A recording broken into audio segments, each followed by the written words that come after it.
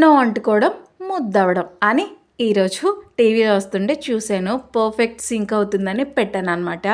Hello అండి, welcome back to my channel. అందరూ ఎలా ఉన్నారు? నేనైతే సూపర్గా ఉన్నాను. మీరు కూడా బాగుండాలని మనస్ఫూర్తిగా కోరుకుంటున్నాను. ఇంకా వీడియో చూస్తే మీకు అర్థమైపోయి ఉంటుంది. ఈరోజు వ్లాగ్ అయితే చలివిడి ప్రిపరేషన్. మా ఇంట్లో అయితే చలివిడి అరిసెలు చేసుకున్నప్పుడు మాత్రమే చేస్తారు, అలాగే సారి పంపించేటప్పుడు. ఈరోజైతే సారీ కోసం చలివిడి ప్రిపరేషన్ జరుగుతుంది మా ఇంట్లో. ఇంకా పొద్దున్నే మమ్మీ అయితే కేజీన్నర బియ్యం నానబోసింది. సాయంత్రం 2 to 3 టైమ్స్ వాష్ చేసి ఇలా క్యాన్కి వేసి పిండి గిర్నీకి అయితే పంపించింది.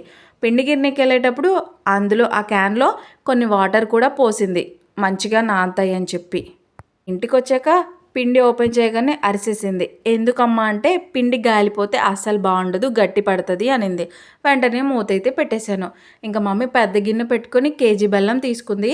దాన్ని అచ్చాపచ్చిగా చేసుకొని ఒక 1/2 లీటర్ నీళ్లు పోసుకొని పాకం కోసం పొయ్యి మీద అయితే పెట్టేసుకుందనమాట. ఇంత సడన్గా అమ్మ చలివిడి ఎందుకు చేస్తుందంటే మా ఇంటికి వెళ్తున్నానని సారి పంపించడం కోసము. ఇటు సైడ్ పాకం ఉడుకుతుండగా మనమైతే కొబ్బరి వేయించుకుందాము. ఒక కళాయి పెట్టుకొని అందులో నెయ్యి వేసుకొని ఎండు కొబ్బరి అలాగే జీడిపప్పులు వేయించుకుందాము. తొందరగా అయిపోయింది. తిప్పుతూనే ఉండండి, లేదంటే మాడిపోతాయి, జాగ్రత్త.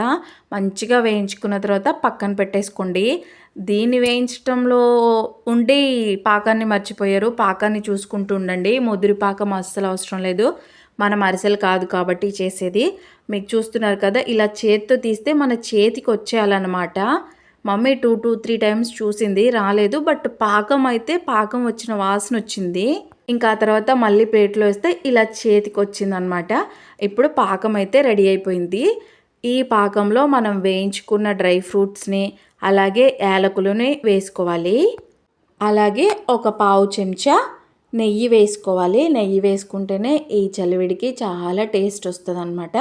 ఇంకా అది కరిగిపోయిన తర్వాత పాకం వేడిగుండానే పిండి కలుపుతూ ఉండాలి. పాకం చల్లారిందా పిండి కలవదు, పచ్చి పచ్చిగా ఉంటుంది. ఇటు పిండేస్తూ ఉండాలి, అటు పాకంలో తెడ్డేసి తిప్పుతూ ఉండాలి.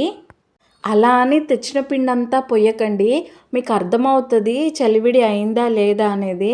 తెడ్డుతో ఇలా పైకి లేపితే చలివిడి సాగకుండా గట్టిగా ఉంటే మన చలివిడి పర్ఫెక్ట్గా ఉన్నట్టు. మేము తీసుకున్న కేజీన్నర పిండి అయితే బెల్లం పాకంలో పర్ఫెక్ట్గా సరిపోయింది. మాకైతే ఇంకా ఎక్కువ తక్కువ అయితే అస్సలు అవ్వలేదు. మీకు తెడ్డుతో అర్థం అవ్వకపోతే చేత్తో తీసుకుంటే లడ్డూలాగా అవ్వాలి. మీరు తీసుకునే క్వాంటిటీస్ని బట్టి పక్కా కొలతలతో చేసుకోండి. అప్పుడు చలివిడి అరిసెలకి చేసుకుంటే అరిసెలు కూడా బాగా వస్తాయి. కానీ పాకం తేడా అండి, చలివిడికి లేపాకం పట్టాము, బట్ అరిసెలు చేసుకున్నప్పుడు ముదురు పాకం పట్టుకోవాలి, గుర్తుంచుకోండి, జాగ్రత్త.